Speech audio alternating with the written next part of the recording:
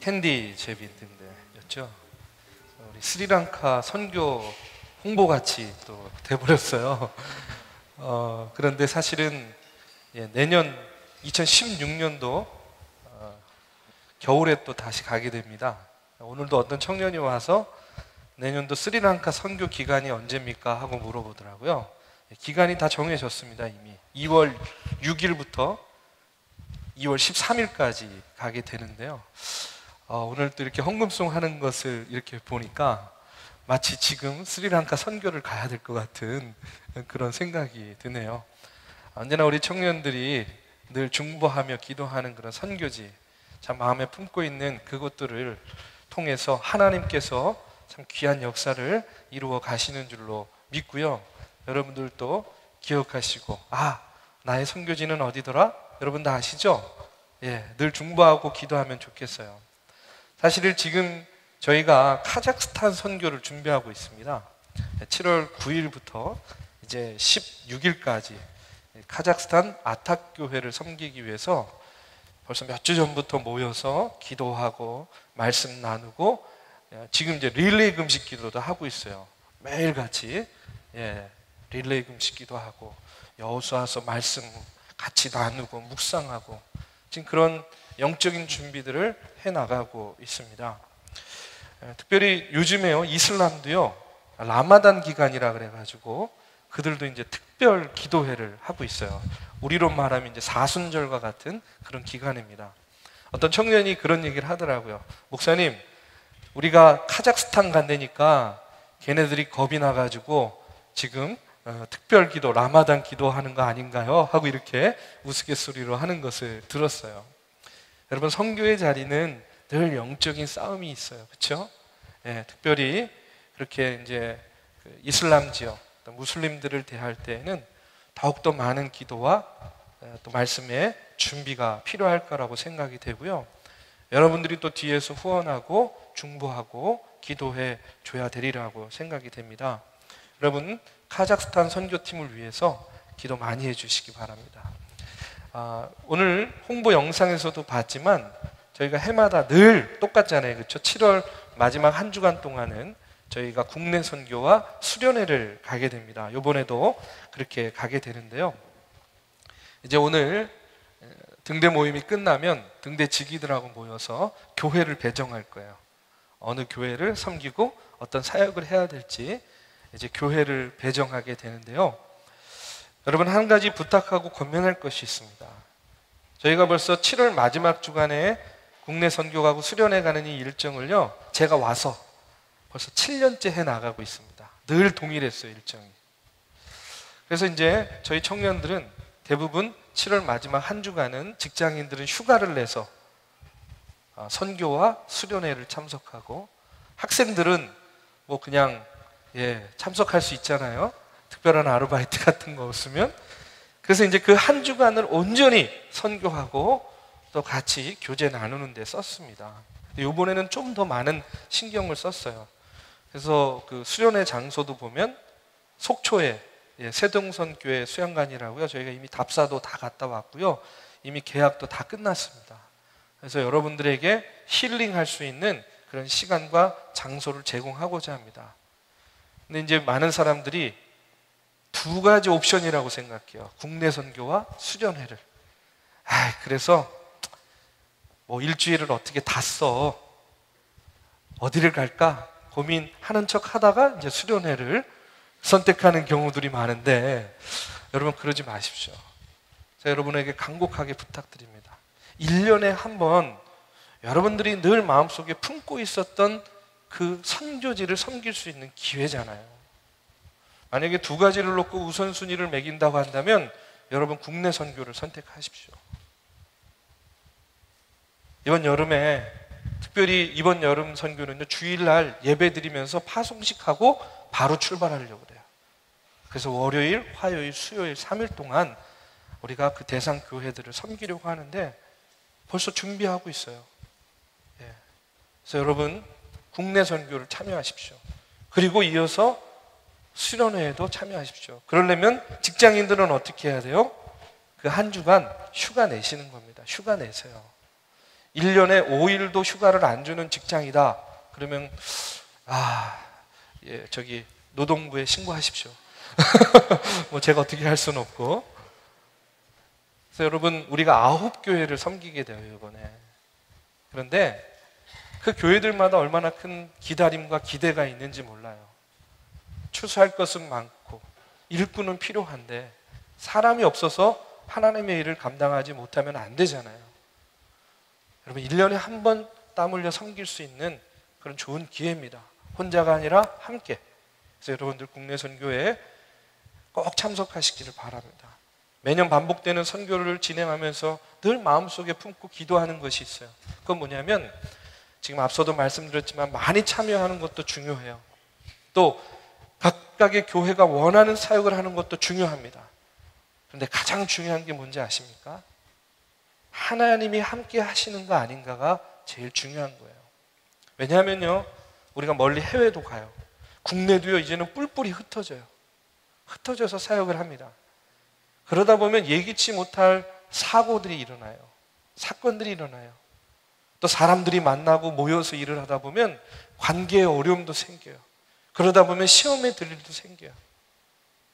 그런데 여러분, 그와 같은 어려움 가운데에서 분명한 것은요, 하나님께서 함께 하시고 하나님께서 만져주시면 해결되지 않을 것 같은 문제들이 너무나 쉽게 해결되는 거예요. 그런데 반대로 하나님께서 함께 하시지 않으면 별것도 아닌 것 같은데, 쉽게 풀 수 있는 문제들인 것 같은데 더 시험에 들고 더 어려운 일들이 되더라고요. 그래서 늘 선교를 갈 때마다 제 마음속에 가장 큰 기도와 또 거룩한 부담은 뭐냐면, 하나님이 함께해 주십시오. 하나님이 이끌어 주십시오. 하나님이 일해 주십시오 하는 그런 기도예요. 여러분, 우리가 어디에서 무엇을 하느냐도 참 중요하죠. 그런데 더 중요한 것은요, 우리가 어디에서 무엇을 하든지 하나님께서 함께 하시는가, 아니 내가 하나님과 함께 하고 있는가, 여러분, 이것이 정말로 중요한 거예요. 여러분, 꼭 잊지 마시기 바랍니다. 꼭 선교에 대한 것만이 아니에요. 여러분이 밖에 나가서 한 주간을 사는 동안에도 동일한 거예요. 하나님이 함께 하시는가, 내가 하나님과 함께 하고 있는가. 여러분, 이것이요 너무나 중요하다는 사실이에요. 이와 같이 하나님과 함께하는 그 같은 신앙생활, 믿음의 생활, 또 선교와 섬김을 위해서요, 여러분 기도해 주시고 또 참여해 주시기를 바랍니다. 오늘 이제 또 창세기 강의 28번째 시간입니다. 지난번에 말씀을 드렸듯이 여러분, 이제 요셉이요 보디발 장군 아내의 유혹을 뿌리치고 모함을 받아서 감옥에 갇혀 있을 때 생긴 일이에요. 오늘 말씀이. 오늘 말씀을 통해서 알 수 있듯이요, 참 요셉에게 있어서 이 꿈은요 뗄래야 뗄 수 없는 그 인생의 터닝 포인트가 되기도 하는 정말로 중요한 그런 도구구나 하는 것을 다시 한번 깨닫게 돼요. 여러분, 요셉이 갇힌 감옥에는요 다른 죄수들도 있었어요. 오늘 말씀해 보니까 어떤 사람입니까? 한 사람은 술 맡은 관원장, 한 사람은 뭐예요? 떡 맡은 관원장. 좀 우습죠? 술 맡고 떡을 맡았다. 근데 여러분, 이때 당시만 해도요 이게 굉장히 중요한 직책이었습니다. 오늘날로 말하면 장관급이에요. 장관급. 그러니까 좀 이게 발음이 어려워요. 술 맡은 관원장, 떡 맡은 관원장. 그냥 쉽게 술장군, 떡장군 이렇게 이야기할게요. 술장군하고 떡장관이니까 장관이에요. 근데 이게 별거 아닌 것 같은데 별거예요. 굉장히 중요해요. 여러분, 우리나라도 예전에 임금에게 음식상을 바치면 항상 임금이 먼저 먹기 전에 뭘 합니까? 은수저인가요? 그걸 가지고 먼저 이렇게 먹어보잖아요. 왜 그렇습니까? 독이 들어있는지 독이 들어있지 않은지 그걸 아는 거예요. 이 술장관하고 떡장관이 그 일을 하는 거였어요. 바로에게 음식이 들어가면 먼저 술을 마셔보고 또 그 다음에 음식을 먹어보는 거예요. 그래서 거기에 독이 들어있는지, 왕이 먹어도 안전한지 안 한지 이것을 알아보는 거예요. 그러니까 얼마나 왕이 신임해야만 되는 그런 자리입니까? 그렇죠? 딱 먹었는데 독이 있는 것 같아. 그래도 내가 저 왕을 꼭 죽여야 되겠어. 내가 죽으면 죽으리라 하고 참아가지고 괜찮습니다. 이래서 네, 죄송합니다. 여러분이 너무 반응이 없어가지고 이렇게 되면 곤란하잖아요. 그렇죠?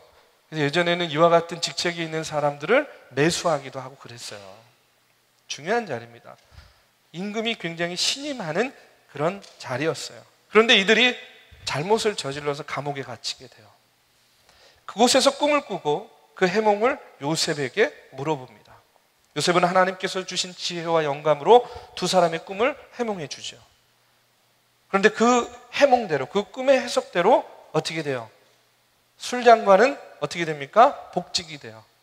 다시 지위를 회복해요. 떡장관은 어떻게 돼요? 죽임을 당하게 되는 그런 이야기가 40장에 나오고 있습니다. 그런데 40장 14절의 말씀에 보면 이제 자신의 해몽대로 해몽이 이제 복직을 할 거다라고 해몽이 되었던 이 술장관에게 요셉이 하는 그런 이야기가 나와요. 우리 한번 같이 읽어보겠습니다. 자, 시작. 당신이 잘 되시거든 나를 생각하고 내게 은혜를 베풀어서 내 사정을 바로에게 아뢰어 이 집에서 나를 건져주소서. 당신이 잘 되거든 나를 잊지 마시고 바로에게 아뢰어서 내 사정을 바로에게 아뢰어서 나를 좀 이곳에서 꺼내 주십시오 하는 그런 요셉의 간절한 그런 부탁이 오늘 이 말씀이에요. 제가 오늘 이 말씀을 이렇게 읽고 묵상하면서 그런 생각이 들더라고요. 요셉에게는 감옥에 갇혀 있으면서도 여전히 자기 자신의 삶에 대한 희망과 소망의 끈을 놓지 않고 있구나. 그에게는 여전히 삶에 대한 희망이 있구나. 그가 감옥 안에서 여전히 소망을 갖고 기다리고 있구나 하는 것을 느끼게 되었어요. 여러분, 지난번에도 말씀드렸고 우리가 너무나 잘 알듯이 요셉이 얼마나 억울한 일들을 많이 경험했습니까? 영문도 모르게 형들에게, 그렇죠? 죽을 뻔하고요. 애굽의 노예로 팔려가요. 열심히 일해서 이제 뭔가 좀 편안하게 지내나 보다 했더니 유혹받고 그것을 뿌리쳐가지고 억울하게 누명 쓰고 감옥에 들어가고요. 여러분, 그의 삶의 어느 구석을 봐도요, 참 안 됐다, 불쌍하다. 왜 요셉의 삶은 이토록 꼬여만 가는가? 어느 한 구석도요, 희망을, 소망을 발견할 수 없는 그런 삶이에요. 그리고 지금은 어떻습니까? 여전히 감옥에 갇혀 있어요. 그런데 보십시오. 나를 기억하소서. 나를 기억하시고 나에게 은혜를 베풀어 주시고 그 다음에 기회가 된다면 바로에게 아뢰어서 나를 이곳에서 꺼내 주십시오. 그는 여전히요 희망을 가지고 있어요. 자기 삶에 대한 소망을요 늘 가지고 있었다는 그런 이야기입니다. 오늘 말씀을 준비하고 묵상하면서 이런 생각이 들었어요. 여러분, 우리는요 우리의 삶이라는 것이요, 여러분 지금 자유하잖아요, 그렇죠? 나는 자유해 하면서 얼마든지 여러분들 다닐 수 있어요. 그런데 여러분, 우리의 삶이라는 것이 꼭 이렇게 물리적인 감옥에 갇혀야만 자유를 박탈당하는 것이 아니에요. 여러분, 감옥에 갇힌 것은 아닌데 감옥과 같은 삶을 사는 이들이 얼마나 많은지 몰라요. 몸은 자유한데 삶이 자유하지 않아요. 몸은 자유한데 삶이 감옥과 같을 때가 우리의 인생 가운데에 여러분 올 수도 있다라는 거예요. 아니, 지금 그 같은 경험들을 하고 있는지도 모르겠어요. 직장이 감옥 같고, 학교가 감옥 같고, 군대가 감옥 같고, 심지어는요 가정도요 감옥 같을 수가 있어요. 여러분, 그와 같은 때에 그것을 어떻게 견디고 이겨나가겠습니까? 오늘 요셉을 통해서 배우는 것은요, 희망을 잃지 말아야 돼요. 견뎌내야 됩니다. 믿음으로 기다리고 인내해야 된다는 거예요. 왜냐하면 저는 그렇게 생각해요. 여러분에게는요 아직도 여러분 인생에 너무나 많은 기회들이 기다리고 있어요. 설령 지금 감옥과 같은 그런 삶을 살고 그런 압박감 가운데 있을지라도 여러분에게는요, 너무나 많은 기회들이 기다리고 있어요. 아니, 그런 기회들이 분명히 주어질 거예요. 그럼 희망을 가지십시오. 소망 가운데 인내하고 기다리세요. 요셉처럼요. 그러면 여러분에게요, 분명히 기회가 찾아올 것이라고 저는 믿습니다. 오늘도 제 간증을 좀 하겠습니다. 제가 설교 때 제 얘기를 많이 하는 이유는 남의 이야기를 하는 것보다는 저도 그게 좋고요. 실수하지 않을 수 있기 때문에 그래서 이제 제 얘기를 해요. 저도 이런 경험이 있어요. 저희 집은요, 할아버지께서 목사님이셨어요. 그래서 이제 사택에 살았습니다. 할아버지가 돌아가신 이후에도 교회가 배려를 해줘서 여전히 그 사택에 살았어요. 저희 집이 신촌에 예전에 그 민들레 영토라고 있어요. 어머니 민토라 그랬는데 그 민들레 영토 1호점 바로 뒷집이었어요. 그 집이 아니라 안타깝게 지금도 남아 있습니다. 신촌 기차역 그 철길 옆에. 근데 그 사택에서 살았는데 한옥집이에요. 방이 한 6개 정도 됐습니다. 꽤 큰 집이었어요. 마당도 있고. 그런데 그 집에 저희만 산 것이 아니라 저희 고모네 식구들하고도 같이 살았어요. 넷째 고모. 근데 다들 돌아가셨기 때문에 이제 제가 이런 이야기를 할 수 있는 거예요. 그런데 그래서 이제 방이 6개니까 안채는 고모네가 살았어요. 저희가 이제 바깥에 이렇게 살고 있었는데 저희 고모부가요, 돌아가셨습니다. 예. 좀 주사가 심했어요. 주사가 있으면 항상 동반되는 게 뭐냐면 또 폭력도 따라와요. 그러다 보니까 거의 매일 밤 술을 먹고 들어오셔가지고 이 주사와 폭력이 이어지는 거예요. 물론 저희 가족이 아니죠. 예. 당신의 자녀들과 아내에게. 근데 한 집에 살다 보니까 어떻습니까? 매일 밤 그 소리를 들어야 되잖아요. 그 일을 겪어야 되잖아요. 저희 어머니는 또 가서 말려야 되잖아요. 그렇죠? 근데 제가 그때가 한 고등학교 때부터 한 청년회 때까지 한 대학교 4학년 정도까지 군대 갔을 때니까 한 26살까지 기간이었는데 꽤 컸음에도 불구하고 너무 괴로운 거예요. 너무 괴로운 거예요. 매일매일마다. 매일 밤 반복되는 그 같은 일들을 볼 때마다 한시도 편할 날이 없었어요. 보고 듣는 것이 너무나 큰 괴로움이었어요. 어머니에게 어머니 빨리 좀 이 상황에서 벗어났으면 좋겠어요. 우리가 좀 이사를 갔으면 좋겠어요. 뭐 이런 바람들도 말씀을 드렸어요.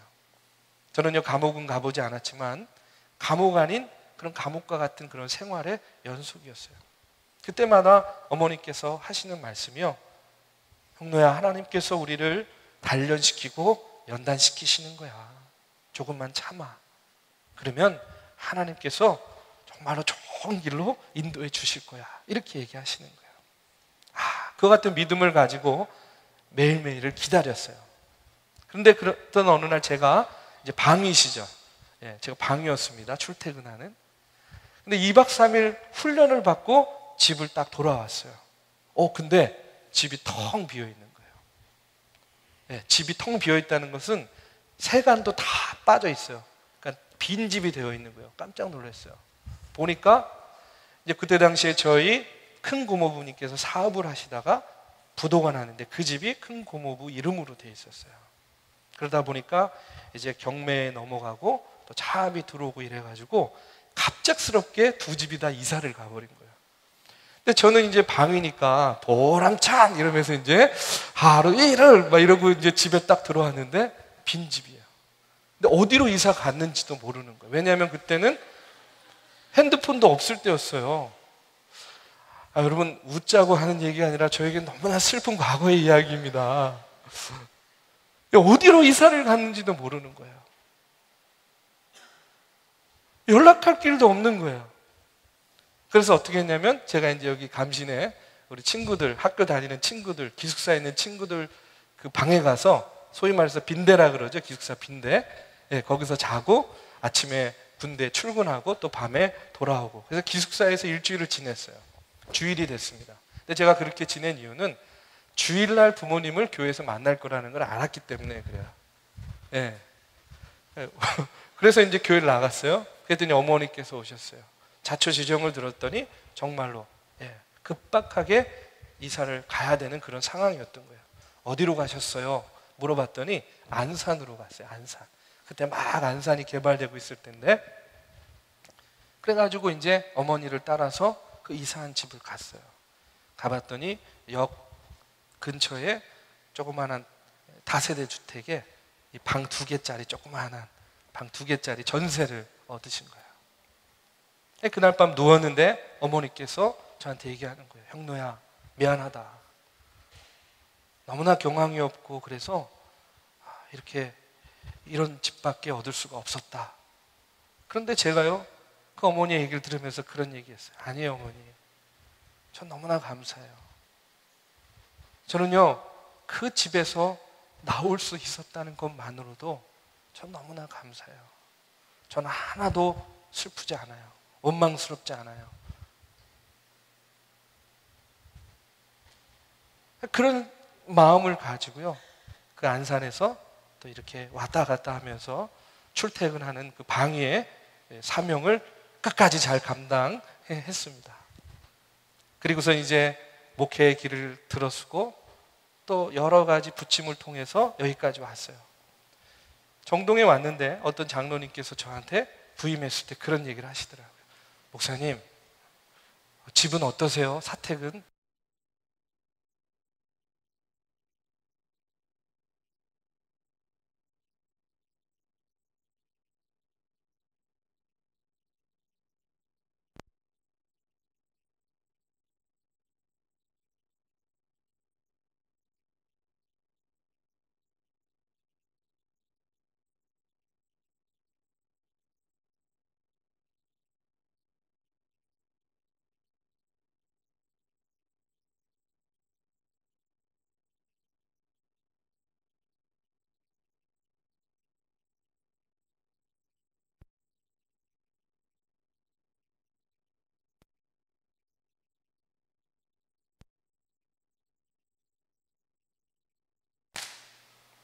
희망 없는 가정이 있습니다.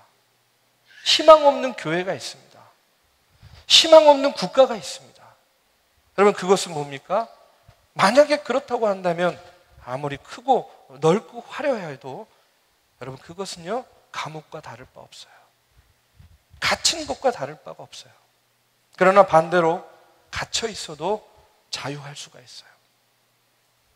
사도 바울은 그렇기 때문에 로마서 8장 35절에서 37절 말씀에서 이렇게 고백합니다. 우리 한번 같이 봉독을 해보겠습니다. 자, 시작. 누가 우리를 그리스도의 사랑에서 끊으리요? 환난이나 곤고나 박해나 기근이나 적신이나 위험이나 칼이랴. 그러나 이 모든 일에 우리를 사랑하시는 이로 말미암아 우리가 넉넉히 이기느니라. 여러분, 우리가 내 삶에 희망을 잃지 않는 한에 어떤 상황과 환경도요, 사탄의 계략도요, 결코 우리를요 그 환경 가운데에 가두어 놓을 수 없다라는 사실입니다. 요셉은 꿈의 사람이었어요. 그에게는 희망이 있었어요. 하나님의 사랑으로 이와 같은 상황이 극복되리라 라는 그런 희망이었습니다. 오늘 이 땅에 사는 수많은 사람, 저를 비롯해서 수많은 청년들도요, 바로 그와 같은 희망을 가지고 저는 오늘을 살아가고 있다고 믿습니다.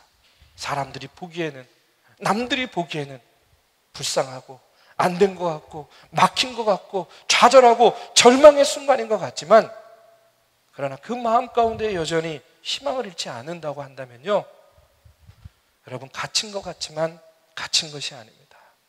막힌 것 같지만 막힌 것이 아니에요. 분명히 하나님께서 길을 열어주십니다. 분명히 하나님께서 그 길을요 역전시켜 주십니다. 반전의 기회를 주신다는 거예요. 여러분, 삶에 어떤 일이 있든지 간에 하나님, 지금 내 삶이요 여러 가지로 우겨쌈을 당하고 있어요. 하나님, 내 삶이 지금 사방이 막혀 있는 것 같아요. 그럴 때 여러분, 오늘 말씀에 나오는 요셉과 같이 여전히 희망의 끈을 놓지 마시고 내 삶에 대한 그 미래에 대한 비전을 가지시고요, 기다리시기 바랍니다. 인내하시기 바랍니다. 조금만 더 기다렸으면, 조금만 더 인내했으면 여러분 하나님께서 역사하실 거예요. 오늘 우리의 문제는 그 조금을 기다리지 못하는 거예요. 그 조금을 인내하지 못하는 거예요. 그렇기 때문에 하나님께서 나를 이끌어 주실 그 기회를 우리 스스로 박차버리고 놓쳐버리는 그런 때가 얼마나 많은지 몰라요. 믿음을 가지고 인내하시고 믿음을 가지고 기다리시기 바랍니다. 하나님께서 분명히 우리의 삶 가운데 역사하셔서 반전의 기회를 주실 줄로 믿습니다. 이어지는 오늘 본문 41장의 말씀에 보면 드디어 요셉에게 그와 같은 기회가 찾아왔어요. 이집트 바로 왕이 꿈을 꾸게 되죠. 그런데 그 꿈이 너무 난해했어요. 오늘 8절 말씀에 보면 바로가 애굽의 점술가들과 현인들을 모두 불러서 해석하게 해도 그 꿈을 해석하는 자가 아무도 없었어요. 그때 감옥에서 요셉에게 꿈 해몽대로 복직한 우리 술장군께서 잊어버렸던 요셉을 기억하게 돼요. 그리고 바로에게 요셉을 추천합니다. 바로가 바로 요셉을 불러와가지고 이렇게 이야기해요. 15절 말씀입니다. 우리 한번 같이 읽어보겠습니다. 자, 시작. 바로가 요셉에게 이르되 내가 한 꿈을 꾸었으나 그것을 해석하는 자가 없더니 들은즉 너는 꿈을 들으면 능히 푼다 하더라. 바로가 요셉에게 이야기합니다. 내 꿈을 한번 해몽해 보라는 거예요. 그 같은 물음에 요셉이 어떻게 대답합니까? 16절 말씀이에요. 우리 한번 같이 읽어보겠습니다. 자, 시작. 요셉이 바로에게 대답하여 이르되 내가 아니라 하나님께서 바로에게 편안한 대답을 하시리이다. 지금 뭐라고 이야기합니까? 왕이시여, 꿈을 해석하고 해몽하는 것은 내가 하는 것이 아닙니다. 하나님께서 나에게 주시는 영감으로 하는 것입니다. 자기 자신을 드러내지 않아요. 자기 자신을 나타내지 않아요. 하나님을 나타내고 하나님을 드러내고 하나님을 증거합니다. 여러분, 요셉에게는 기회 아닙니까? 바로 앞에 섰어요. 왕 앞에 섰어요. 저 같으면요, 저는 내가 왜 감옥에 갇히게 됐는지 저는 결백합니다. 내가 여차여차 이차 해가지고 아무 죄도 없이 이렇게 감옥에 갇혔습니다. 그 억울함을 이야기하고 막 항변했을 것 같아요. 그런데 요셉은요, 전혀 그러지 않았어요. 그러냐, 그 순간조차도 어떻게 이야기합니까? 하나님을 증거하고 있어요. 내가 하는 것이 아닙니다. 하나님께서 편안하게 대답해 주실 것입니다. 자신이 술 맡은 관원장의 꿈을 해몽한 것도, 지금 바로의 꿈을 해몽할 것도 결국은 뭐예요? 하나님께서 이야기하시는 것을 자기 자신은 어떻게 하는 거예요? 그저 전할 뿐이라는 거예요. 오늘 요셉의 모습을 통해서요, 우리도 어떤 상황과 환경 가운데서도요, 이런 삶을 살길 바라요. 하나님을 드러내는 거예요. 하나님을 증거하는 거예요. 내가 한 것이 아니라 하나님이 하신 일입니다. 내 입술을 통해서 증거되었지만 그것은 내가 이야기한 것이 아니라 하나님께서 주시는 지혜와 영감으로 당신에게 이야기하는 겁니다. 우리가 이렇게 증거하는 자가 되길 바란다는 거예요. 여러분, 목회하면서요, 많은 사람들 만나요. 저도 많은 사람들과 이야기하고 권면합니다. 그런데 좋은 얘기만 하지 않아요. 어떨 때는 안 좋은 이야기도 할 수 있어요. 그렇죠? 칭찬만 하지 않아요. 격려만 하지 않아요. 때로는 질책도 해요. 근데 그게 참 어려워요. 다 좋은 게 좋은 거, 다 좋은 얘기, 허허허, 너 그렇구나, 네 목사님, 뭐 이러면서 삶에 좋은 얘기만 하면 참 별로 무리가 없는데, 어떨 때는 어려운 얘기를 할 수 있어요. 너 예수님 제대로 믿지 않으면 너 천국 갈 수 없어. 이런 얘기 해야 되잖아요. 그렇죠? 너무나 중요한 얘기잖아요. 내 주변에 있는 사람들한테도 그런 얘기 해야 되잖아요. 야, 너 지금 세상이 즐거워서 그러는지 모르지만 너 예수님 믿어야 돼. 너 하나님 믿어야 돼. 그러지 않으면 너 지옥 가. 여러분, 이런 얘기 쉽게 할 수 있어요? 없어요? 어렵죠. 그런데 어느 때엔 해야 돼요. 어려워도 해야 될 때가 있어요. 어려워도 전하고 증거해야 돼요. 왜 그렇습니까? 그 한 영혼의 구원의 문제가 달려 있잖아요. 내가 불편하고 어렵다고 해서 하나님을 전하지 않고 복음을 증거하지 않으면 어떻게 하겠어요? 여러분, 전하는 자가 돼야 돼요. 어떤 상황 가운데서도, 어떤 환경 가운데서도 우리는 하나님을 전해야 돼요. 예수님을 전해야 돼요. 성령님을 전해야 되는 거예요. 내가 만난 하나님, 내가 믿는 예수님, 나와 함께 하시는 성령님을 늘 전해야 된다는 거예요. 증거해야 된다는 그런 이야기입니다. 구약시대에는요, 선지자가 이런 일들을 했어요. 전하는 일을 했어요. 하나님의 말씀을 대언했습니다. 미래의 일들을 어떻게 했어요? 예언했어요. 그래서 선지자, 예언자 이런 얘기도 하죠. 그런데 그들이요, 미래의 이야기를 한 것은요, 막연한 이야기를 하지 않았어요.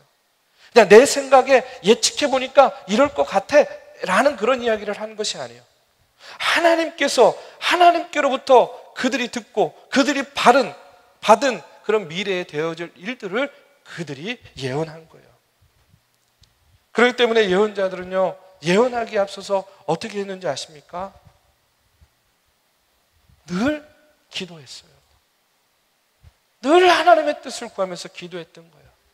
그리고 예언하는 거예요. 뭘 예언합니까? 야, 내 생각에는 이러이러해. 이게 아니에요. 하나님께서 지금 너희들을 징계하려고 하니 백성들아 돌이켜 회개하라. 하나님의 일을 증거했어요. 하나님께서 미래에 이러한 일들을 행하시기를 원하시니 백성들아 하나님께로 돌아와라. 하나님의 일들을 증거했다는 거예요. 그렇기 때문에 그들은 기도하였고요, 하나님의 마음을 깊이 헤아리고 이해한 다음에 그들은 예언을 했어요. 자기의 생각, 자기의 경험, 자기의 지식, 이걸 가지고 판단한 것이 결코 아니었다는 이야기예요. 이것이 바로 전하는 자의 사명이요, 이것이 바로 제대로 된 예언의 말씀인 거예요. 제가 예전에 어떤 청년하고 상담을 했어요. 결혼을 앞둔 여자 청년이었어요. 근데 이 청년의 부모님이요, 믿음이 좋으신 분이었는데 주변에 예언 기도를 하시는 목사님이 계셨나 봐요. 그래서 이 예언 기도 하시는 목사님한테 가셔서 기도를 받았대요. 우리 딸이 이러이런 남자하고 결혼하려고 하는데 이 남자랑 결혼해도 괜찮겠습니까? 그랬더니 이 예언 기도 하시는 목사님이 이렇게 대답해 줬대요. 아, 기도를 해보니까 지금 사귀는 그 청년과 결혼하면 앞으로 당신의 딸이 참 마음고생을 많이 할 겁니다 하고 이렇게 예언 기도를 해줬대요. 제가 그 얘기를 들으면서 너무 좀 화가 났어요. 왜 그런지 아십니까? 세상에 어떤 남자랑 결혼한들 마음고생을 안 하겠어요. 아니, 나는 그런 예언은 나도 할 수 있어요. 예? 아니, 진짜라니까? 아니, 그런 예언 나도 해요. 그게 무슨 예언입니까? 그게 무슨 예언 기도입니까? 여러분, 재벌가하고 결혼해 보십시오. 권력 있는 사람하고 결혼해 보십시오. 네? 심지어는요, 저같이 착한 목사하고 결혼해 보십시오. 그렇다고 해서 마음고생 없겠어요? 제 아내한테 물어보십시오. 결혼한 순간부터 오늘 아침까지 마음고생한 얘기 하라 그러면 책 몇 권 나올 겁니다. 여러분, 우리 믿는 사람이요, 분명히 알아야 될 것이 있어요. 그것은 뭐냐면 정말로 예언대로 우리의 운명이 그렇게 정해져 있을 수도 있어요. 그런데 여러분, 우리가 예수님 왜 믿습니까? 여러분, 우리가 왜 예수님 믿어요? 예수님은요, 그와 같은 운명조차도 바꿀 수 있는 분이라는 그 사실을 우리가 믿는 거예요. 왜 그렇습니까? 우리는 애초에 어떤 운명이에요? 죄인된 운명이에요. 죽을 수밖에 없는 운명이에요. 지옥에 갈 수밖에 없는 운명이에요. 그런데 우리가 예수 그리스도를 믿음으로 말미암아 어떻게 됐어요? 우리의 운명이 바뀌어졌잖아요. 그렇죠? 죄의 종로를 타는 우리의 운명이 하나님의 종로를 타는 사람으로 바뀌어졌어요. 죽어서 지옥을 가야 되는데 어떻게 됐어요? 우리는 죽어서 어디 가요? 하나님의 나라에 가는 하나님의 백성으로 변화됐어요. 여러분, 우리가 다른 것에 현혹당할 필요가 없어요. 미혹당할 필요가 없어요. 우리는 온전히 예수 그리스도의 말씀 가운데 집중하고 예수 그리스도의 그 구원의 은혜에만 집중하면 되는 거예요. 우리가 다른 거 전할 필요 없어요. 다른 거 이야기하고 믿을 필요 없어요. 우리는 온전히 뭡니까? 예수 믿고 구원받아서 내가 천국의 백성, 천국의 삶을 산다는 그 사실 하나를 여러분 온전히 믿고 붙잡고 나아가는 거예요. 오늘 요셉은요, 이 사실을 분명히 알고 증거했습니다. 바로의 꿈을 이제 해석하기에 앞서서 자신의 생각과 판단과 경험으로 이야기하려는 것이 아닙니다. 이야기하는 거예요. 어떻게 하겠다는 거예요? 내가 하는 것이 아니라 하나님이 편안히 대답하실 것입니다. 하나님을 증거하는 거예요. 여러분 오늘 말씀을 기억하시고요, 요셉과 같이 늘 언제나 여러분의 삶 가운데에서 희망을 가지시기 바랍니다. 소망 가운데 서시기 바랍니다. 믿음으로 기다리고 인내하면요, 하나님이 기회를 주세요. 그리고요, 오늘 요셉과 같이요, 내가 하는 것이 아니에요. 어떤 상황 가운데서도 우리가 뭘 해야 됩니까? 하나님, 예수님, 성령님을 전하고 증거하는 그런 믿음의 사람들이 되어야 될 줄로 믿습니다. 우리가 예수 그리스도의 복음을 전하는 자의 삶을 살고 또 그와 같은 자리에 함께하는 저와 여러분이 되기를 주님의 이름으로 축원합니다. 우리 이 시간에 함께 찬양하고 기도하는 시간 갖겠습니다. 오늘 요셉의 모습을 한번 기억해 보세요. 요셉은 지금 물리적인 감옥에 갇혀 있어요. 그러나 그는 소망이 있습니다. 희망이 있습니다. 하나님이 나를 그냥 버려두지 않을 것이라는 그와 같은 믿음이 있었어요. 그리고 그는 기다리고요, 인내하였습니다. 그때 하나님께서 기회를 허락해 주셨어요. 그는 그 기회 가운데서도 여전히 하나님을 전하고 증거합니다. 여러분 오늘 내 삶은 어떻습니까? 여러분 정말로 자유하십니까? 여러분 정말로 편안하십니까? 혹시 내 삶 가운데에 내 몸은 자유하지만 내 영은 갇힌 것과 같은 삶을 살고 있다고 한다면 여러분, 하나님 내 영에 소망을 주십시오. 내 삶에 희망을 주십시오. 내가 하나님 전하고 하나님 증거하는 삶을 살 때에 요셉과 같이 하나님을 만나고 하나님을 전하고 증거하는 그 같은 믿음의 삶이 되게 하여 주시옵소서. 이 시간에 우리 함께 기도하고 우리가 나아가겠습니다. 우리 다 자리에서 일어나셔서 함께 찬양하고 기도합니다.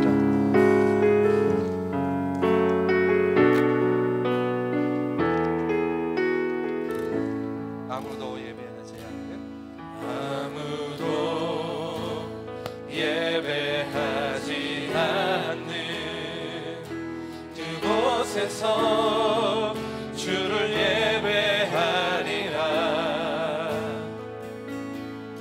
아무도 찬양하지 않는 그곳에서 나 주를 찬양하리라. 누구도 헌신하지 않는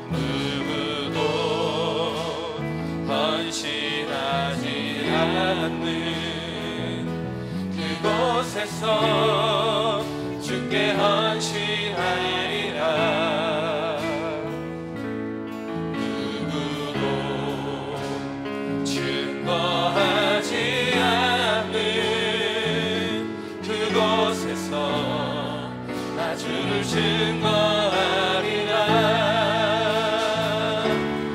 내가 밟는 모든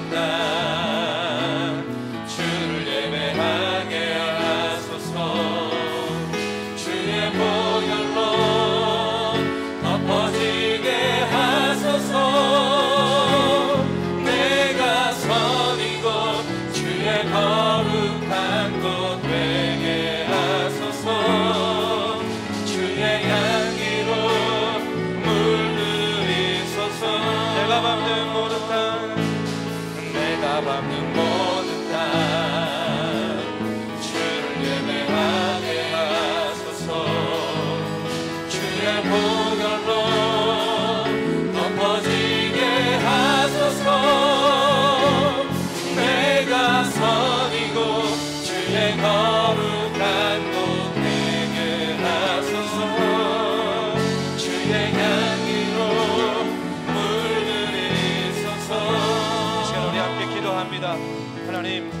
하나님 요셉과 같이 나를 인도하여 주시옵소서.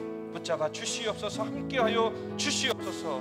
내가 입술을 열 때마다, 내가 세상 가운데 행하며 살 때마다 나의 입술과 나의 모든 행위를 통하여 예수 그리스도를 증거하는 증거자의 삶을 살게 하여 주시옵소서. 이 시간 우리 함께 통성으로 함께 기도하겠습니다. 기도합니다. 주여 아버지 하나님의 시간 기도합니다. 아버지 요셉과 같이 우리의 삶의 아버지 하나님 고통을 당할 때가 있습니다. 자유한 것 같지만 우리가 갇힌 자는 삶을 살 때가 너무나도 많이 있습니다. 주여 아버지 하나님 우리가 절망하지 않게 하시옵소서. 아버지 포기하지 않게 하여 주시옵소서. 아버지 하나님의 낙심하고 창조하지 않게 하여 주시옵소서. 아버지 하나님의 주님에 대한 소망을 가지고 하나님의 아버지 나를 의지하며 두지 아니하시고 아버지 하나님의 주여 빛 가운데로 소망 가운데로 인도하여 주시고 이끌어 주시고 아버지 하나님의 때를 기다리며 나아가게 주여 아버지 하나님 인도하여 주시옵소서. 하나님 아버지 우리가 모든 곳이 주여 내가 많은 모든 곳이 주의 영광이 드러나는 줄 못했게 하나님의 말씀을 전하고 증거하는 아버지 하나님의 나의 호흡을 통하여서 주의 영광이 드러나는 하나님을 전하는 예수 그리스도를 전하는 모든 것들이 주님만 아버지 바라보며 나아갑니다. 성령님을 전하며 모든 가치가 되신 하나님을 바라보며 나아갑니다. 하나님 아버지 하나님 나의 삶을 드려 이렇게 신망을 가지고 증거하며 나아갑니다. 하나님을 전하고 증거하시는 아버지 나의 모든 다 아버지 다른 무엇보다도 아버지 하나님 예수 그리스도가 전하고 증거되게 주의 보혈로 아버지 하나님 덮어지게 하소서. 내가 선 이곳 주의 거룩한 곳 되게 하소서.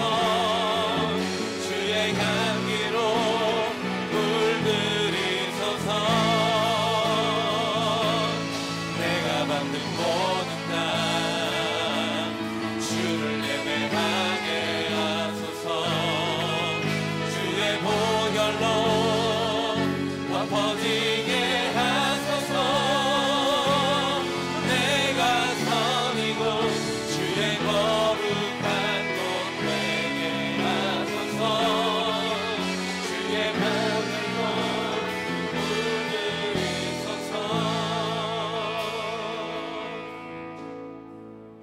사랑의 주님, 이 땅을 살아나가는 동안 아버지 예기치 못한 어려움을 통하여서 우리가 아버지 아니면 자유하지만 갇힌 자와 같은 삶을 살 때가 너무나도 많이 있음을 고백합니다.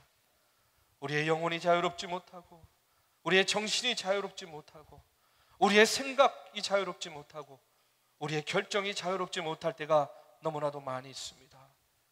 아버지 하나님 그와 같은 상황 가운데에서 주저앉고 낙심하고 절망 가운데에 어찌할 바 몰라 헤매일 때도 너무나도 많이 있습니다. 요셉과 같이 아버지 하나님이여 삶 가운데에 희망의 끈을 놓지 않게 하시옵소서. 소망 가운데 인내하며 기다리게 하여 주시옵소서. 하나님의 때가 왔을 때에 아버지 하나님이여 하나님을 전하고 예수 그리스도를 전하고 성령님을 증거하는 믿음의 삶을 살도록 주여 인도하여 주시옵소서. 이제는 우리 구주 예수 그리스도의 은혜와 살아계신 하나님의 역사하심과 성령님의 감화 감동 교통하심이 오늘도 주의 전에 나와 신령과 진정으로 예배하며 요셉과 같이 어떤 상황 가운데서도 하나님을 전하고 주님을 전하고 성령님을 전하는 그와 같은 전하는 자의 삶을 살기를 다짐하며 나아가는 사랑하는 정동의 청년들 머리 위에 이제로부터 영원까지 함께하기를 간절히 축원하옵나이다. 아멘.